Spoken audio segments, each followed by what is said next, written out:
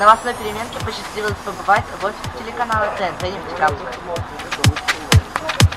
Первый кабинет, который мы увидели, это студия. Красная лампочка на двери студии означает, что там идет запись.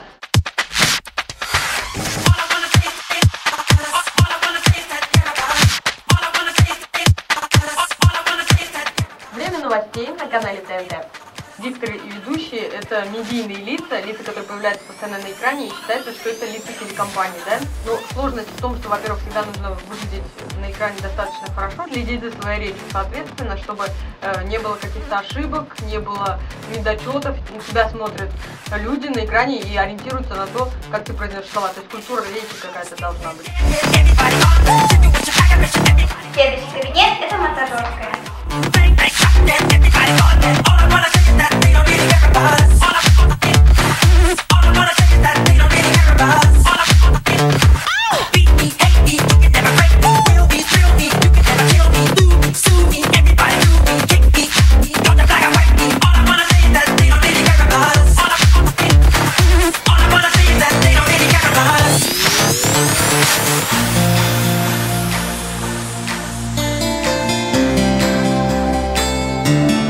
Мы смогли увидеть план съемок на неделю и график работы.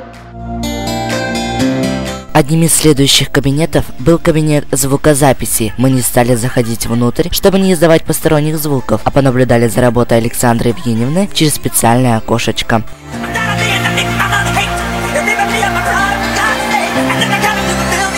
И, конечно же, мы попробовали себя в роли ведущих программы «Время новостей». Время новостей на телеканале ТНТ, в студии Ренат Гримазов. Апокалиптический сценарий начал сбываться в Нефтекамске. 11 апреля во дворе дома номер 77 по улице Социалистической едва не ушел под воду автомобиль.